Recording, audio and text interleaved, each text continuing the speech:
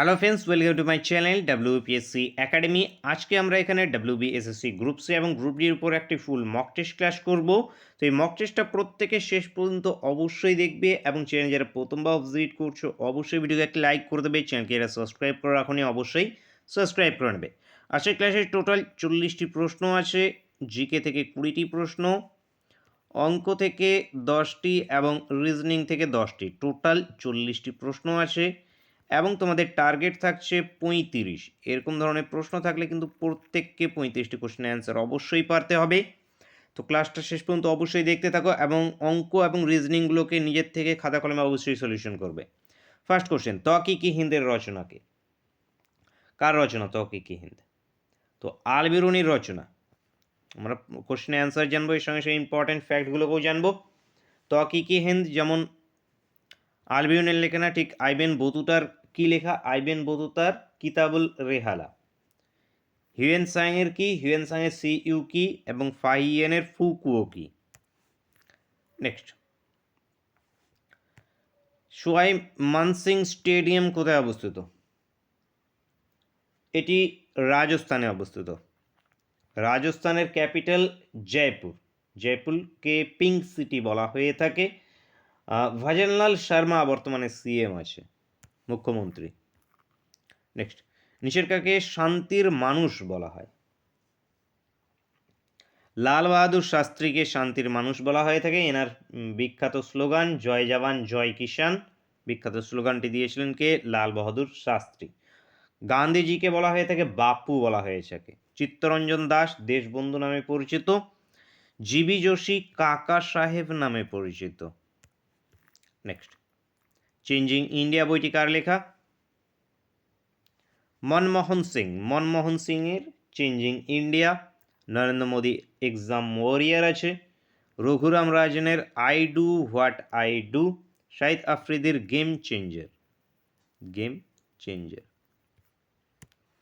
Next, নিচের কোনটি মহানদীর উপরে অবস্থিত? মহানদীর উপরে কি বাঁধ আছে? হেরাকুন্দ বাঁধ। হেরাকুন্দ বাঁধ মহানদীর উপরে। ভাকরা নাঙ্গল এটি শতদ্রু নদীর উপরে আছে। ভাকরা নাঙ্গল। নিজাম সাগর মঞ্জার। মঞ্জার নাগার্জুন কৃষ্ণা নদীর উপরে। কৃষ্ণা নাগার্জুন সাগর পরিকল্পনা। নেল্লোর শহর কোন নদীর তীরে অবস্থিত? পেন্না নদীর তীরে। পেন্না নদীর তীরে নেল্লোর আছে, মনে রাখবে। গোদাবরীতে নাসিক আছে। মান্ডোভি পানাজি, গোয়ার রাজধানী পানাজি অবস্থিত মান্ডোভিতে। কাবেরীর কিসে? মহীশূর, কাবেরীর তীরে আছে। যোগ জলপ্রপাত কোথায় অবস্থিত? যোগ জলপ্রপাত কর্ণাটকে অবস্থিত, শরাবতী নদীতে। কর্ণাটকে কি আছে? কুঞ্চিকল, ভারতের উচ্চতম জলপ্রপাত বাহারি নদীর উপরে, এটাও মনে রাখবে। কর্ণাটক উত্তর অপশন বি। নেদারল্যান্ডসের রাজধানীর নাম কি? অ্যামস্টারডাম। অ্যামস্টারডাম নেদারল্যান্ডসের রাজধানী হয়ে যাবে। ইউরো কারেন্সি, ইউরো এখানে কারেন্সি চলে। ওয়ারাস কিসের রাজধানী? পোল্যান্ডের রাজধানী ওয়ারাস। পর্তুগালের রাজধানীর নাম কি? লিসবন। লিসবন এটি পর্তুগালের রাজধানী। বুগারেস্ট রোমানিয়ার রাজধানী। ইতিহাসে 1757 সালটির গুরুত্ব কেন? 1757 সালে কী হয়েছিল? পলাশির যুদ্ধ। পানিপথের যুদ্ধ 3টি। প্রথম পানিপথের জন্য 1526-এ, তারপর 56, তারপর 1761-তে। বক্সারের যুদ্ধ কত? 1764-তে বক্সারের যুদ্ধ। মহাবিদ্রোহ কত? 1857 মহাবিদ্রোহ। নেক্সট, নিচের কোন তাপবিদ্যুৎ কেন্দ্র পূর্ব মেদিনীপুরে অবস্থিত? কোলাঘাট পূর্ব মেদিনীপুরে অবস্থিত। কোলাঘাট মনে রাখবে। টিটাগড় আছে দক্ষিণ 24 পরগনায়, বক্রেশ্বর আছে বীরভূমে এবং সাগরদিঘি আছে মুর্শিদাবাদে। পৃথিবীর যমজ গ্রহ কাকে বলে? আর্থ টুইন বলা হয়ে থাকে শুক্র গ্রহকে। এটি উষ্ণতম গ্রহ, হলুদ গ্রহ বলা হয়ে থাকে, মনে রাখবে। নেক্সট কোশ্চেন, নিচের কোনটি ক্ষার ধাতু? লিথিয়াম ক্ষার ধাতু এবং সবচেয়ে হালকা ধাতু লিথিয়াম। হাইড্রোজেনকে দুষ্ট মৌল বলা হয়ে থাকে, হাইড্রোজেন। সিরিয়াস বিরল মৃত্তিকা মৌল সিরিয়াস। ক্লোরিন ক্লোরিন হ্যালোজেন মৌলের মধ্যে আছে ক্লোরিন। সবরমতী নদীর উৎস কোথায়? আরাবল্লী পর্বত থেকে। আরাবল্লী পর্বত থেকে সবরমতী নদীর উৎপত্তি এবং লুনি নদীর উৎপত্তি। লুনি কচ্ছের রণে পতিত হয়েছে এবং সবরমতী খাম্বাত উপসাগরে পতিত হয়েছে। আইএসও এর সদর দপ্তর কোথায় অবস্থিত? International Organization for Standardization. এর সদর দপ্তর জেনেভা। জেনেভা সুইজারল্যান্ডে অবস্থিত।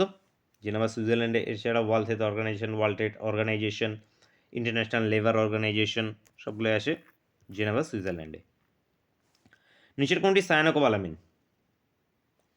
ভিটামিন B12 সায়ানোকোবালামিন, মনে রাখবে। B2 কি? Riboflavin B2। B9 folic acid. B5 pantothenic acid. Indira Gandhi national park কোথায় অবস্থিত? তামিলনাড়ুতে। তামিলনাড়ুতে ইন্দিরা গান্ধী ন্যাশনাল পার্ক অবস্থিত, যার বর্তমান নাম আন্নামালাই টাইগার রিজার্ভ। ধান গবেষণা কেন্দ্র কোথায় অবস্থিত? উড়িষ্যার কটকে ধান গবেষণা কেন্দ্র অবস্থিত। নাগপুরে আছে কার্পাস। রাজমুন্দ্রি তামাক। ব্যারাকপুরে আমাদের পাট গবেষণা কেন্দ্র। জয়চন্ডিয়া উপজাতি কোথায় বাস করে? মেঘালয়ে। রাজধানী শিলং। সবচেয়ে ভারী নিষ্ক্রিয় গ্যাস কোনটি? রেডন। রেডন সবচেয়ে ভারী নিষ্ক্রিয় গ্যাস। সবচেয়ে হালকা গ্যাস হাইড্রোজেন। হালকা নিষ্ক্রিয় গ্যাস যদি জিজ্ঞেস করা হয় তাহলে সেটা হয়ে যাবে হিলিয়াম। হিলিয়াম। নেক্সট, ভারতের প্রথম বিদেশ মন্ত্রী কে ছিল? ভারতের প্রথম বিদেশ মন্ত্রী ছিলেন জওহরলাল নেহেরু এবং ইনি ভারতের প্রথম প্রধানমন্ত্রী বিদেশমন্ত্রী দুজনেই ছিল কে? জওহরলাল নেহেরু। রাজেন্দ্র প্রসাদ ইনি কী ছিল? রাষ্ট্রপতি। উপরাষ্ট্রপতি কে ছিল? সর্বপল্লী রাধাকৃষ্ণন উপরাষ্ট্রপতি ছিলেন। বল্লভভাই প্যাটেল স্বরাষ্ট্রমন্ত্রী ছিলেন। বল্লভভাই প্যাটেল কি? স্বরাষ্ট্রমন্ত্রী। বর্তমান বিদেশ মন্ত্রী কে আসে? এস জয়শঙ্কর। এস জয়শঙ্কর বর্তমানে বিদেশ মন্ত্রী আসে ভারতে। তো মনে রাখবে। তো জিকের 15টি প্রশ্ন করলাম আমরা, এবার অঙ্ক এবং রিজনিংগুলোকে দেখব। একটি অঙ্কের কোশ্চেন আছে এখানে। আজকে অঙ্ক এবং রিজনিংগুলো তোমাদের মিক্স আকারে আছে, মানে তোমাদের কোশ্চেন পেপারে যেরকম মিক্স আকারে থাকবে সেরকম মিক্স আকারেই আছে। দেখো, first question a/2 = b/5 c/8 যদি হয় তবে আমাদের এই যে a - b + c / b এর মান বের করতে হবে। তো যখনই এরকম বাই করে থাকবে তখনই a = এইখান থেকে ডাইরেক্ট a = 2 হয়ে যাবে, b = 5 এবং c = 8 হয়ে যাবে। যদি তুমি এভাবে না রাখতে চাও তাহলে এভাবে করে নিতে পারো যে এগুলো সবগুলো সমান সমান আমরা ছোটোবেলায় করেছি, যেমন ক্লাস 9-10-এ a/2 = b/5 = c/8 = একটা ধ্রুবক ধরে নেব কে। তাহলে কি চলে আসবে? a = 2k, b = 5, মানে a/2 = k। তাহলে এখান থেকে এর মানটা কি? 2k। তো এখন আর এভাবে না করে ডাইরেক্ট এখান থেকে direct a = 2, b = 5, c = 8, c এর মান 8। এবার জাস্ট এই মানগুলোকে এখানে বসিয়ে দাও। তো মানগুলোকে যদি বসাই তাহলে a কত? 2, - b কত? 5, c কত? 8, ডিভাইড বাই কত? ডিভাইড বাই b, b মানে কত? 5। তাহলে 8 এবং 2 কত হয়ে যাবে? 10, 10 - 5 করলে উপরে আসবে 5, 5/5 = 1। উত্তর হবে 1, অ্যান্সার অপশান এ। নেক্সট, রিজনিংয়ের কোশ্চেন। সুদীপ ক্লাসের 7ম স্থান পেয়েছে, কিন্তু শেষ দিক থেকে র্যাঙ্ক বিচার করলে সুদীপ 26তম। আচ্ছা, শেষ দিক থেকে 26তম। তো সুদীপের শ্রেণীতে কতজন ছাত্র আছে সেটা আমাদের নির্ণয় করতে হবে। তো এই নিচ্ছে আমি সেই ছাত্র সংখ্যাগুলোকে একটি স্ট্রেট লাইনে নিচ্ছি। এইবার সুদীপ ক্লাসে কত নম্বরে? 7 নম্বরে। তো 7 নম্বরের ক্লাসে যদি হয় তার মানে কি সে 1 রোল 2 রোল করতে করতে সে কত? এইখানে 7 রোল বা 7th র্যাঙ্কে আছে। ঠিক আছে, প্রথমের দিক থেকে। কিন্তু আবার শেষের দিক থেকে যদি গোনা হয়, এরকম যদি শেষের দিক থেকে গোনা হয় তাহলে এই যে সুদীপ, এই সুদীপ এর স্থান কত নম্বরে? 26 নম্বরে। এবার শ্রেণীতে কতজন আছে এখান থেকে কীভাবে বের করব? জাস্ট এই দুটোকে যোগ করে দাও। যোগ করলে কত আসবে? 333, 33। এবার 33 আসলো, 33 কিন্তু উত্তর করে দিলে ভুল হয়ে যাবে। এবার দেখো সুদীপকে এদিক থেকে যখন কাউন্ট করেছি তখন একবার ধরেছি, এদিক থেকেও যখন কাউন্ট করেছি তখনও একবার ধরেছি, সেহেতু এখানে মাইনাস একটা 1 হবে, ইকুয়াল টু হয়ে যাবে 32। বা যদি তোমরা ফর্মুলা আকারে যদি মনে রাখতে চাও তাহলে এটা ফার্স্ট, এটা লাস্ট। স্কুলের ক্ষেত্রে যেহেতু বাঁ দিক ডান দিক যদি থাকতো তাহলে আমরা কি লিখতাম, লেফট সাইড রাইট সাইড। ঠিক আছে, সেটাও বলে দিচ্ছি। তো এখানে টোটাল ইজিক্যালস টু কী হয়ে যাবে, total equals to first position, ফার্স্টের দিক থেকে পজিশন প্লাস লাস্টের দিক থেকে পজিশন মাইনাস 1। এটাই যদি আমাদের এটা লেফট সাইড এটা রাইট সাইড আকারে যদি থাকতো তাহলে কি হতো, তাহলে total equals to left side plus right side minus 1। ঠিক আছে, মাইনাস 1টা হওয়ার কারণ যে এইখানে সুদীপের যে স্থান, ধরে নাও এখানে 5 জন আছে, 1 2 3 4, আচ্ছা এটাকে নিয়ে 5, এটাকে নিয়ে 5। এই যে এই ব্যক্তিটার পজিশনটা কত নম্বরে দেখো, 1 2 3 নম্বরের পজিশন। এই দিক থেকে সামনের দিক থেকে যদি কাউন্ট করি, পিছনের দিক থেকে যদি কাউন্ট করি তাহলে পজিশন কত, 3 নম্বরে। তাহলে 3 প্লাস 3 কি এখানে কি 6 জন আছে, দেখো এখানে আছে কিন্তু সেই 5 জনই। সেহেতু কেন হয়ে যাচ্ছে এক্সট্রা বেশি, কারণ এই যে মিডিলে রেখে দুবার কাউন্ট করছি, সেহেতু মাইনাস একটা 1 হবে। তো উত্তরটা হয়ে যাবে আমাদের 32, অ্যান্সার হয়ে যাবে অপশান বি। নেক্সট, একটি সংকর ধাতু দস্তা ও তামার অনুপাত 5:3। 16 কেজি সংকর ধাতুর সাথে যে পরিমাণ দস্তা মেশালে নতুন ধাতু দুটির অনুপাত হবে 2:1, তা হলো। ঠিক আছে, দেখো একটি সংকর ধাতুতে দস্তা ডি নাম দিচ্ছি এবং তামা অনুপাত কত 5:3।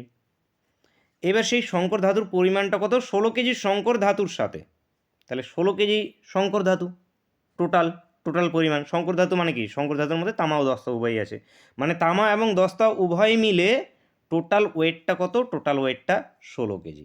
তাহলে টোটাল ওয়েট যদি 16 কেজি হয়, এটা যেহেতু রেশিও, তাহলে এর মধ্যে থেকে আমাদের দস্তা কতখানি আছে, তামা কতখানি আছে বের করে নেব। তাহলে এখানে দস্তা কত, 5/8 দুটোর যোগফল, তাহলে এটা কাটলে এটা কত 2, তাহলে 5 2 10 কেজি। তার মানে দস্তা আছে 10 কেজি, তাহলে তামা আছে কত 6 কেজি, তাহলে এই দুটোকে যোগ করলে কত 16 কেজির সঙ্গে সমান। এবার আমাদের প্রশ্নে জিজ্ঞেস করা হয়েছে যে এত কেজি সংকর ধাতুর সাথে যে পরিমাণ দস্তা মেশালে, তাহলে আগে কতখানি দস্তা ছিল, দশটা ছিল 10 কেজি, এই যে 10 কেজি, এর সঙ্গে কোন পরিমাণ ধরে নিচ্ছি এক্স পরিমাণ বা এক্স কেজি আমরা কি মেশালাম, দস্তা মেলালাম, দস্তায় মেলালাম, কিন্তু এই তামারকে কোনো মিলাবাট হচ্ছে না, তো তামা যতখানি আছে যতখানি। তো অনুপাতটা কত এসে দাঁড়ালো 2/1 বা 2:1, ইস টু না রেখে বাই ডাইরেক্ট করে দিচ্ছি এখানে বাই 1। এবার কোনাকুনি গুণ করো, তাহলে 10 + x = 12, 6 2 12, তাহলে এক্সের মানটা কত আসলো 2, তাহলে উত্তর হয়ে যাবে 2 কেজি। তাই যে পরিমাণ দস্তা, তাহলে দস্তা কতখানি মেশাতে হলো 2 KG, answer option A. Next, A এর 30% = বি এর 0.25%, সি এর 1/5 হলে a:b:c এর মান কত হবে আমাদের নির্ণয় করতে হবে। তো এর 30% মানে কি, এ 30/100 = বি এর এত মানে কত, বি 25/100, আর সি এর এত মানে কত, কত চলে আসবে c/5, এই c/5 চলে আসলো। এবার এখানে কাটাকাটি করতে পারো বা ডাইরেক্ট একবারেই বাই আকারে নিয়ে নিতে পারো। যদি একবারে বাই আকারে যদি করে নাও তাহলে একবারে a:b:c বেরিয়ে আসবে, যদি একবারে বের করতে চাও। তো আমরা একবারে না করে এটার সঙ্গে এটাকে একটু নিচ্ছি, এটার সঙ্গে এটাকে, এটার সঙ্গে এটাকে নিচ্ছি, এটার সঙ্গে এটাকে যদি আমরা নিই তাহলে কত আসবে, আচ্ছা 0কে কেটে দিই, এই 0 কাটলাম, 25 দিয়ে এটা কাটলে 4 25 100, তাহলে এখানে কত থাকলো, এর মানটা 3a/10 = b/4, 2 দিয়ে কাটলে এটা 2, 2 দিয়ে কাটলে এটা 5, তাহলে এখান থেকে a/b = কত আসলো, বিটাকে এইদিকে নিয়ে নিচ্ছি, এটা 5টা উপরে চলে গেল 5/6, ঠিক আছে 5/6। এবার বি এবং সি এই দুটোকে নিচ্ছি, তাহলে এদিকে কত b/4 = c/5, তাহলে এখান থেকে b/c = কত আসবে, b/c 4/5, ঠিক আছে। এইবার এখান থেকে আমাদের বি এর মানটা সমান করব, এই যে এখানে বি এখানে বি, এমন কি গুণ করব যাতে বি সমান হয়ে যায়। কী গুণ করলে 3 দুগুণ এটা 6, 3 4 12। আচ্ছা 4 এবং 6 আছে তাই তো, তাহলে আমরা এখানে কি গুণ করতে পারি 24। আচ্ছা এখানে ডাইরেক্ট 4 গুণ করো, এটা 6 গুণ করো।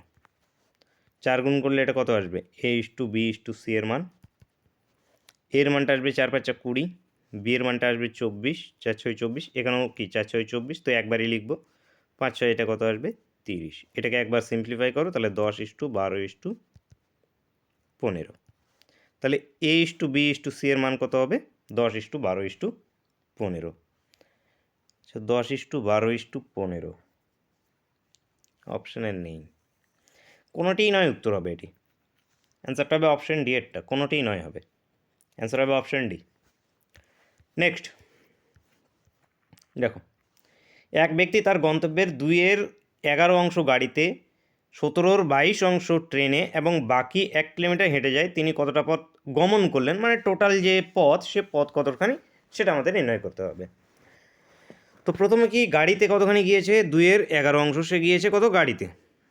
নেক্সট কিসে গিয়েছে 17/22 অংশ গেছে ট্রেনে, তাহলে 17/22 অংশ গেছে ট্রেনে। তো প্রথম গাড়ি এবং ট্রেন মিলে সে কতখানি রাস্তা গিয়েছে সেটাকে নির্ণয় করে নিই আমরা। তো এটা সমান সমান কত আসবে 22, 2 দুগুণে 4 প্লাস 17, তার মানে 21/22। তাহলে 21/22 অংশ সে কি গাড়ি এবং ট্রেনে গিয়েছে। এবার বাকি অংশ 1 কিলোমিটার হেঁটে যান, বাকি 1 কিমি হেঁটে গিয়েছে। তাহলে 21/22 অংশ সে কিসে গেছে গাড়ি এবং ট্রেনে চেপে গিয়েছে। তাহলে বাকি অংশ কত, বাকি 1 - 21/22, এটা করলে কত আসবে 1/22। মানে এই 1/22 অংশ সে কিসে গেছে হেঁটে গেছে, বাকি অংশ এই যে হেঁটে গেছে। তাহলে এই যে বাকি অংশ মানে 1/22 অংশ, এটা কার সঙ্গে সমান, বাকি সে কতখানি হেঁটে গেছে 1 কিলোমিটার মাত্র হেঁটে গেছে, তার মানে 1/22 অংশ সমান সমান কত 1 কিমি, 1 কিলোমিটারের সঙ্গে সমান। তাহলে 1 অংশ মানে কি, 1 অংশ মানে টোটাল সে রাস্তাটা, তাহলে এই 1 অংশ সমান সমান কত হবে 22 কিলোমিটার। এবং এই যে 1 অংশ এটাই হলো তার টোটাল গমন পথ, তিনি কতটা পথ গমন করেছেন 22 কিলোমিটার তিনি গমন করেছেন। তো উত্তর হয়ে যাবে অপশান বি, অপশান বি এখান থেকে উত্তর। নেক্সট বেমানান কোনটি বের করো, মৌমাছি, প্রজাপতি, ছাড়পোকা, বোলতা। বলো কি এখানে ছাড়পোকা, এটি পতঙ্গর মধ্যে পড়ছে না, পতঙ্গের মধ্যে পড়ছে না, এটা ডানা ছাড়া পতঙ্গ, বলতে পারি ডানা ছাড়া আর কি ছাড়পোকা। বাকিগুলো মৌমাছি, প্রজাপতি, বোলতা সবগুলো কি এগুলো আমাদের ডানাওয়ালা পতঙ্গ। মৌমাছি প্রজাপতি একই প্রজাতির মধ্যে সবগুলোই, তো এখানে ছাড়পোকাটা আলাদা প্রজাতির মধ্যে, তো answer option B. Next Ram, Rahim ও বচন একটি ব্যবসা যথাক্রমে 5,000, 4,000 এবং 3,000 টাকা নিয়োগ করে। রতন, আচ্ছা এটা বচন না, এটা রতন করে দাও, এটা রতন। রতন ব্যবসা দেখাশোনার জন্য মাসিক 200 টাকা করে পায়। বছর শেষে মোট লাভ যদি 8,400 টাকা হয়, তাহলে রতন মোট কত টাকা পাবে সেটা আমাদের নির্ণয় করতে হবে। দেখো আর এ ফর রাম, রহিম এবং এটা কি, আচ্ছা রাম রহিম এটাও ফের র দিয়ে, আচ্ছা রচন নে, ঠিক আছে। এবার প্রথমে কি এরা 5,000, 5,000, 4,000 এবং 3,000 টাকা দিয়ে ব্যবসা শুরু করছে। এবার একজন এই যে রতন এই ব্যবসা দেখাশোনার জন্য 200 টাকা করে মাসে নিচ্ছে। তো 200 টাকা করে যদি মাসে নেয়, তাহলে বছরে সে কত টাকা নিয়ে নেবে, বছরে সে নেবে 200 × 12, মানে 2,400 টাকা সে বছরে নেবে। লাভ হোক লোকসান হোক যাই হোক না কেন, তার মাসিক বেতন যেহেতু ওটা, সে 2,400 টাকা নেবে। এবার এই যে এটা আসলো কি, এটা এদের টাকা, এর সঙ্গে যদি সময়কে আমরা গুণ করে দিই, সেটা কী এসে যাবে টাকার অনুপাত চলে আসবে। তো সময় এখানে যেহেতু 1 বছরই, তো এটা ডাইরেক্ট রেশিও, ডাইরেক্ট রেশিও করলে 5:4:3, এটা হয়ে গেল তো কি তাদের লাভের অনুপাত। এটা কি, এটা তাদের লাভের অনুপাত। তো এটা হয়ে গেল লাভের না মোট লাভ কত ৮,৪০০ টাকা মোট লাভ। কিন্তু এখানে দেখো এই ৮,৪০০ টাকা মোট লাভের মধ্যে এদের রতন আছে, রতনকে কিন্তু এক্সট্রা টাকা দিতে হবে। রতনকে কত এক্সট্রা টাকা দিতে হবে? ২৪০০ টাকা তাকে দিতেই হবে। তার মানে এই যে মোট লাভ, এই মোট লাভটা তিনজনের মধ্যে কিন্তু ভাগ হবে না। আগে রতনের আগে টাকা ওকে দিয়ে দিতে হবে, দেখাশোনার জন্য যে টাকাটা পাতো সেই টাকাটা ওকে দিয়ে দিতে হবে, বাকি টাকাগুলো তিনজনের মধ্যে ভাগ হবে। রতন অবশ্যই বেশি টাকা পাবে, পেতেই পারে, কারণ সে দেখাশোনা করেছে কাজটাকে। তো এখানে আমরা ৮,৪০০ দিয়ে কিন্তু ২৪০০কে মাইনাস মানে রতনের টাকাটা মাইনাস করে দেবো। তাহলে রতনের টাকা মাইনাস করে দিলে কত হবে? ৬,০০০ টাকা। মানে তাদের তিনজনের মধ্যে ডিস্ট্রিবিউট যে হবে সেটা কত? এই ৬,০০০ টাকাটা তাদের তিনজনের মধ্যে ডিস্ট্রিবিউট হবে। এই ৬,০০০ টাকার মধ্যে আবার রতন তো প্রথমেই পাচ্ছে ২৪০০ টাকা, তো সে এমনি পেয়ে যাচ্ছে, যেটা কিনা ও দেখাশোনার জন্য পেয়েছে। প্লাস এই ৬,০০০ মধ্যে কত পাচ্ছে সেটা বের করো। ৬,০০০-এর মধ্যে রতনের কত? ৩, এর রেশিও কত? ৩ ডিভাইড বাই সবগুলোর সমষ্টি কত? ১২। ১২ দিয়ে কাটলে এটা ৫ বারং ৬০, ৫00। তাহলে ৩ পাচ্ছে কত? ১৫০০। এবার দেখো ১৫০০, এইবার কি এই দুটোকে যোগ করব। সেটাই হলো রতনের মোট পায়। এই যে দেখো মোট ওর চাওয়া হয়েছে মোট কত টাকা পাবে। তো সে ২৪০০ টাকা টোটাল পাচ্ছে দেখাশোনার জন্য, এবং লাভের ভাগ থেকে কত পাচ্ছে? লাভের ভাগ থেকে পাচ্ছে ১৫০০ টাকা। তাহলে সে টোটাল পাচ্ছে ৩৯০০ টাকা। ৩৯০০ টাকা রতনের মোট প্রাপ্তি। তাহলে এখান থেকে কি উত্তর? উত্তর অপশান বি। নেক্সট, একটি সৈন্যদল ১৬০০ জন আছে, এদের ৬০ দিনের খাবার মজুদ আছে। ১৫ দিন পর ৬০০ জন চলে গেল, বাকিদের কতদিন চলবে সেটা আমাদের নির্ণয় করতে হবে। তো এই যে ১৬০০ জনের খাদ্য আছে কি ৬০ দিনের।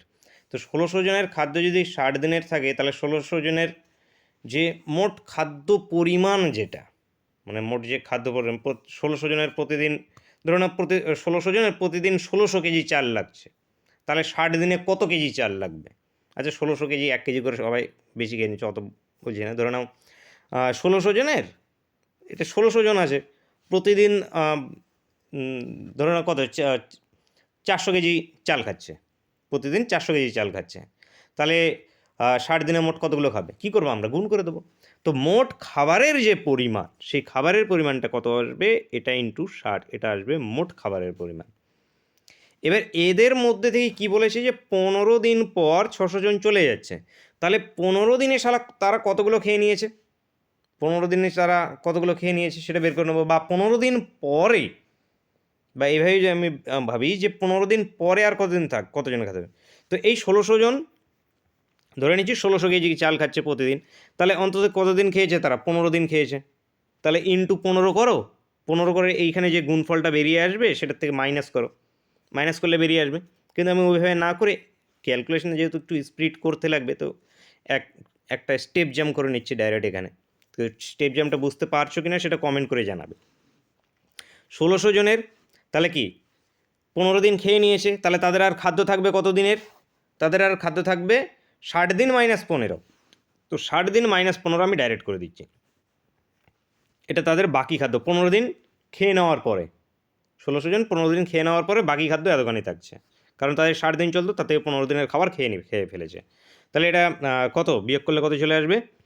১৬০০ ইন্টু 45, তাই তো? হ্যাঁ 45। এটা আমাদের এখন গুণ করতে হবে। ১৬ ৫ ১৬ ৮০ শূন্য, ৮ ৬৪ ৬৫ ৬৬ ৭০ ৮০ ৭০ ৭০ ৭২ 0 0। তাহলে এই যে টোটাল এই যে ১৫ দিন খাওয়ার পরে বাকি কত খাদ্য পড়ে আছে? বাকি খাদ্য পড়ে আছে, ধরুন বাকি চাল পড়ে আছে ৭২,০০০ কেজি বাকি চাল পড়ে আছে। এই ৭২,০০০ কেজি চাল খাবে কতজনে? দেখো ৬০০ জন চলে যাচ্ছে, আগে ছিল কত? ১৬০০ জন। ১৬০০ জনের মধ্যে ৬০০ জন যদি চলে যায় তাহলে থাকবে কত? ১০০০ জন। তো এই ১০০০ জন এই ৭২,০০০ কেজি চালকে খাবে, তাহলে তাদের কতদিন চলবে, কতদিন টোটাল চলবে সেটা বের করার জন্য কী করবো আমরা? ১০০০টা দিয়ে জাস্ট এখানে ভাগ করে দেবো। ১০০০ জন যেহেতু, তো ১০০০ জন এত কেজি চাল খাচ্ছে, তাহলে মোট কতদিন ধরে চলছে? তো এটা এ করে দিলে কত চলে আসবে 72, তার মানে 72 দিন। 72 দিন বাকি যে খাদ্য আছে বাকি কর্মীদের 72 দিন চলবে। তো উত্তর হয়ে যাবে অপশান সি। অপশান সি এখান থেকে correct answer. Next, Kolattam Tamil Nadu হলে বিহু। বিহু কোথাকার নৃত্য? আসামের নৃত্য। আসাম উত্তর। উত্তর অপশান বি। নিচের কোনটি আলাদা? 91, 51, 63, 61।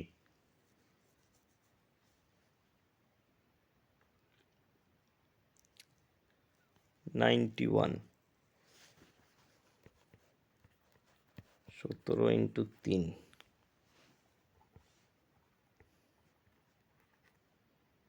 এবং 63।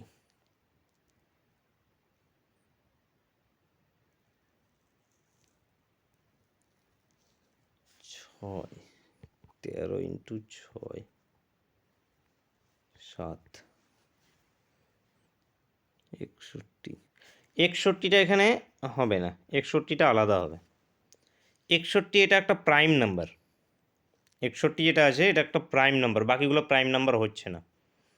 বাকিগুলো প্রাইম নাম্বার হচ্ছে না, অ্যান্সারটা হবে অপশান ডি এরটা। অপশান ডি এখান থেকে কারেক্ট অ্যান্সার হবে। নেক্সট, সবগুলোকে গুণ আকারে লিখতে পারছি, এটা একমাত্র 61 ইন্টু একই হবে, তাছাড়া আদার্স কোনো পসিবিলিটি হচ্ছে না। নেক্সট দেখো, 5 অঙ্ক বিশিষ্ট ক্ষুদ্রতম সংখ্যার সাথে ক্ষুদ্রতম কোন সংখ্যা যোগ করলে যোগফল 6, 8, 10 এবং 15 দ্বারা বিভাজ্য হবে।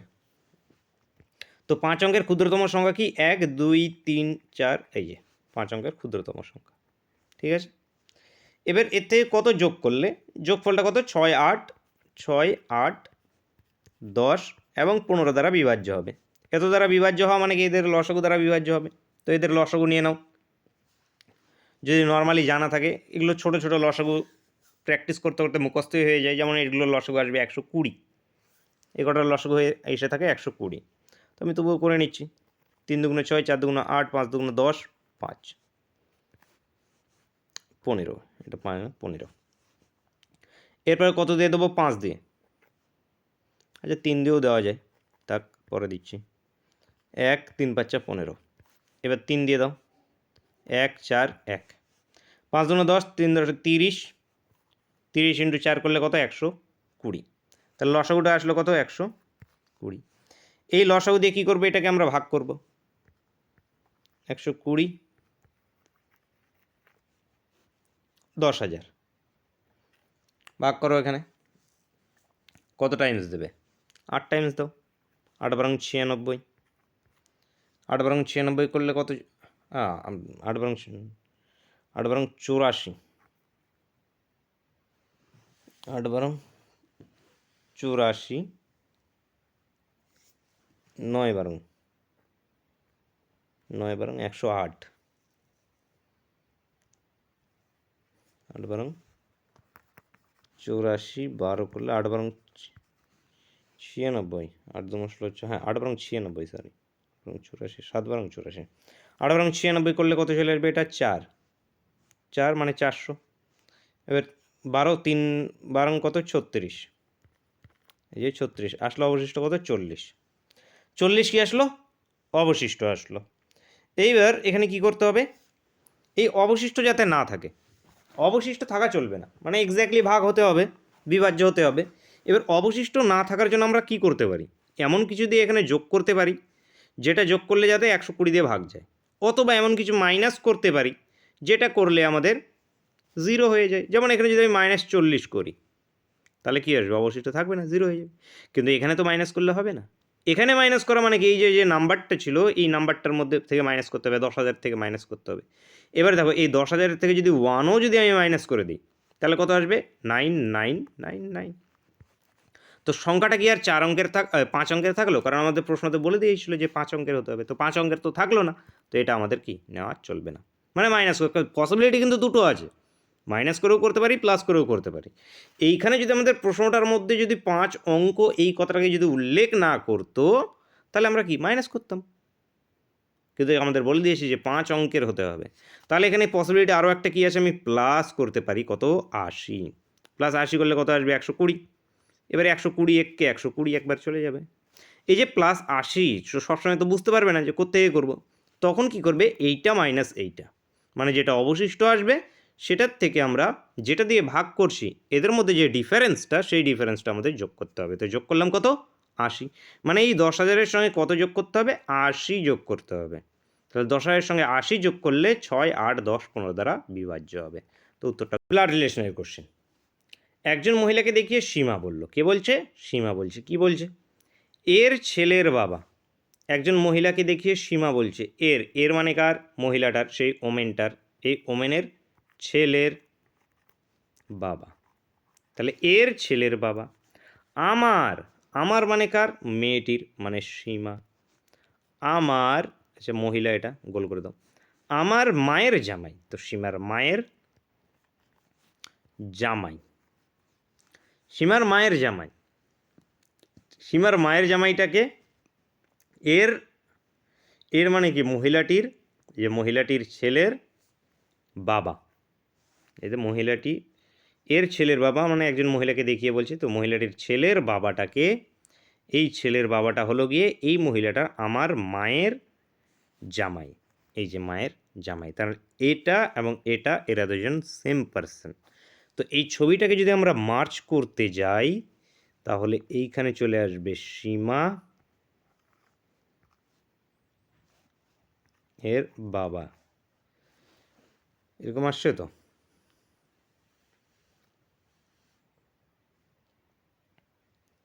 আচ্ছা আচ্ছা সরি এর ছেলের বাবা, ভুল হয়েছে একটু।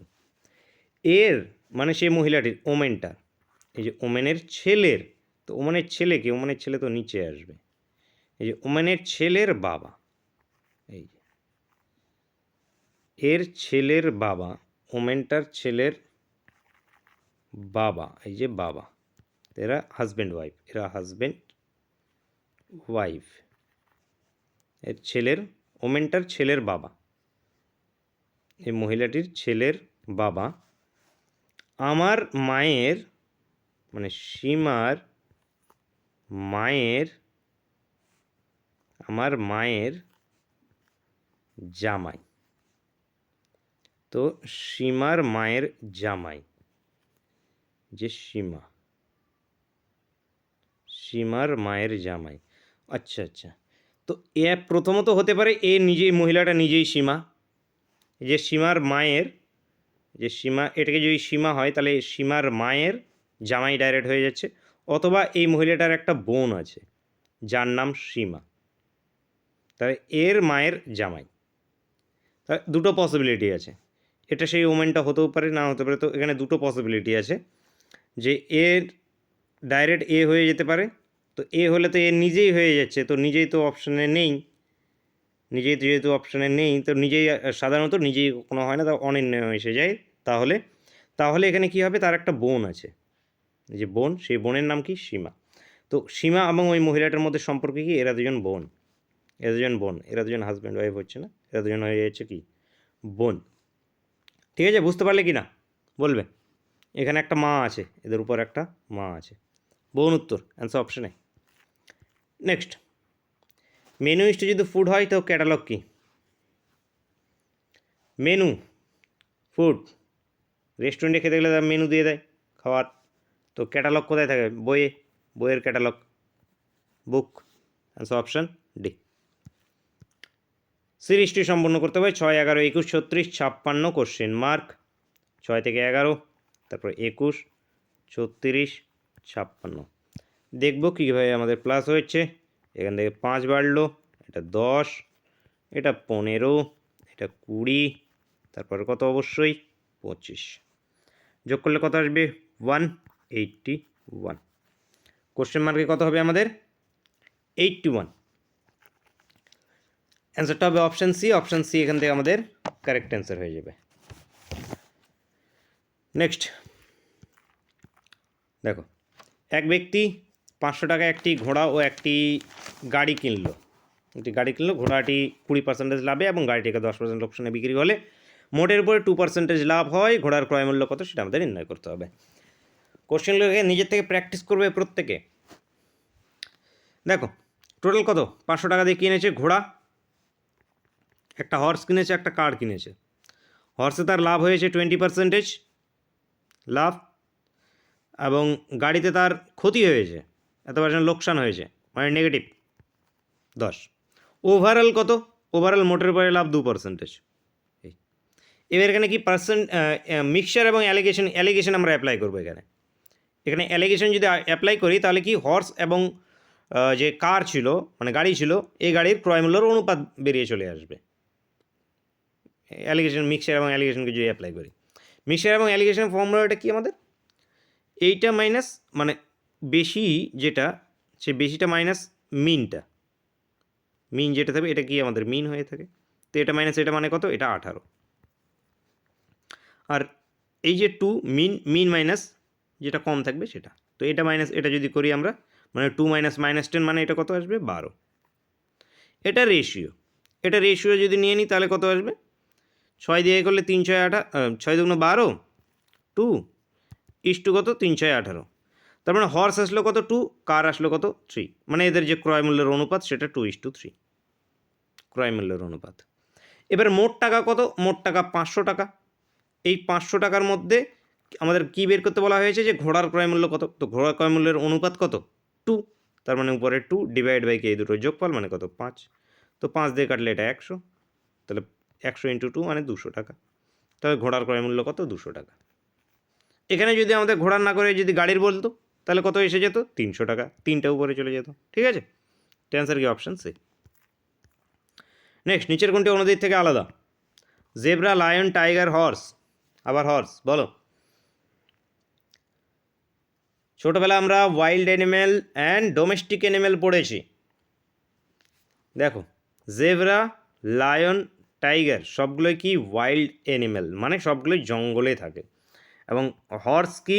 হর্স বলতে পারি গৃহপালিত বা ফার্ম অ্যানিম্যাল, তো ফার্মে থাকে, তো এখানে হর্স আলাদা। Answer option D. নেক্সট, একটি শ্রেণীতে 30 জন ছাত্র আছে, এদের মধ্যে 20 জনের বয়সের গড় 11.2 বছর, পরের 10 জনের বয়সের গড় 12.7 বছর। শ্রেণীতে সকল ছাত্রদের গড় কত সেটা আমাদের বের করতে হবে, বছরের হিসাব করতে হবে। তো 30 জনের মধ্যে প্রথম 20 জনের গড় কত? 1.2। তাহলে 20 জনের সমষ্টি কত? 1.2 ইন্টু 20। তো এই পয়েন্টটা তুলে দিলে নিচে কত আসবে? 10। তো 0 0 এখান থেকে কাটে দেবো, মানে 2 দিয়ে গুণ হবে। 2 দিয়ে গুণ করলে কত? 4 2 2। এই এবং 10 জনের বয়সের গড় কত? 12.7। তো 10 জনের বয়সের গড় যদি 12 পয়েন্ট হয় তাহলে 10 জনের মোট লাস্টের 10 জন বাকি, এদের সমষ্টিটা কত আসবে? 12.7 ইন্টু 10। এখানে পয়েন্ট তুলে দিলে নিচে কত চলে আসবে? 10। এই 0 0 কেটে দিলে কত চলে আসবে? 127। তাহলে প্রথম 10 জনের বয়সের মোট সমষ্টি কত? 22 4 মানে 224। পরের 10 জনের কত? 127। এই দুটোকে যদি যোগ করে দিই তাহলে টোটাল 30 জন বয়সের সমষ্টিতে চলে আসবে। তো কত আসবে? 7 4 11 1 হাতে 1, 2 2 4 5 ডিভাইড বাই, আচ্ছা 5 2 আর 3, 351। এই যে 351 আসলো, এটা কি? মোট সেই 30 জনের বয়সের সমষ্টি। তাহলে মোট সমষ্টি যদি এত হয় তাহলে গড় কত? গড় মানে ডিভাইড বাই 100, ডিভাইড বাই 30, কারণ 30 জন মোটটা আমাদের ডিভাইড হয়ে যাবে। 3 দিয়ে কাটলে কত? 3 1 3, 3 17 51। 3 দিয়ে কাটলে এটা আসলে কত? নিচেরটা 10। তো উপরে কত আসলে? 11 7 মানে 117, নিচে 10, তাহলে কী চলে আসবে? 11.7। তো তাদের গড়টা কত? সকল ছাত্রদের গড় এসে যাবে কত? 11.7। Answer option C. নেক্সট, নিম্নলিখিত সিরিজে 3 অথবা 4-এর সঙ্গে কটি 5 আসে বের করতে হবে। 3-এর সঙ্গে 5 থাকলেও হবে, 4-এর সঙ্গে 5 থাকলেও হবে। 3-এর সঙ্গে 5 আসে, 4-এর সঙ্গে 5 আসে। 3-এর সঙ্গে 5, 4-এর সঙ্গে 5, 3-এর সঙ্গে 5, 4-এর সঙ্গে 5, 3-এর সঙ্গে 5। আগে পিছের কথা বলেনি, তো আগে থাকলে হলো, 5 পিছে থাকলে হলো। 1 2 3 4 5 6 7 এরকম কটা পেলাম? 7টা পেলাম। তো উত্তরটা হয়ে যাবে অপশান বি। নেক্সট, ফিশ শব্দটাকে যদি এইভাবে লেখা হয় তাহলে জঙ্গলকে কীভাবে লেখা হবে? তো প্রথমে আমাদের দেখতে হবে FISH, এইখান থেকে আমাদের EHRG কী করে এসছে। দেখো GH RS HIEF, নিচের থেকে উপরে এক ঘর করে কি প্লাস গেছে, বা উপর থেকে ভাবতে পারে নিচের দিকে এক ঘর করে মাইনাস এসছে। উত্তর আমাদের বের করতে হবে JUNGLE। এই 1 করে মাইনাস যাবো আমরা, তাহলে কি IJ, আয়ের পরে যে হয় IJ, TU, ঠিক আছে, MN, FG, L কি KL, E কি DE, তাহলে ITM FKD, ITM FKD option এতে আছে। অপশন নেক্সট কোশ্চেন, দুটি সমপরিমাণ মূলধন, একটি 4% হারে অপরটি 4.12% সরল সুদে খাটানো হলো। 6 বছর পরে দ্বিতীয় ক্ষেত্রে প্রাপ্ত সুদ প্রথম ক্ষেত্রে প্রাপ্ত সুদের চেয়ে 21 টাকা বেশি হলো। প্রত্যেক মূলধনের পরিমাণ কত সেটা নির্ণয় করতে হবে। প্রিন্সিপাল কত সেটা আমাদের বের করতে হবে। তো প্রিন্সিপাল দুটোর ক্ষেত্রে সেম এবং দুটো সুদের পার্থক্য দেওয়া হয়েছে 21 টাকা। তাহলে আমরা প্রথম ক্ষেত্রে সুদ বের করব, দ্বিতীয় ক্ষেত্রে সুদ বের করব, বের করে দুটোকে আমরা কি ডিফারেন্স করব, সেই ডিফারেন্স করে আমরা দেখব যে কি বেরিয়ে আসছে। তো প্রথম ক্ষেত্রে মূলধনটা কি, প্রিন্সিপালকে আমি এক্স ধরছি।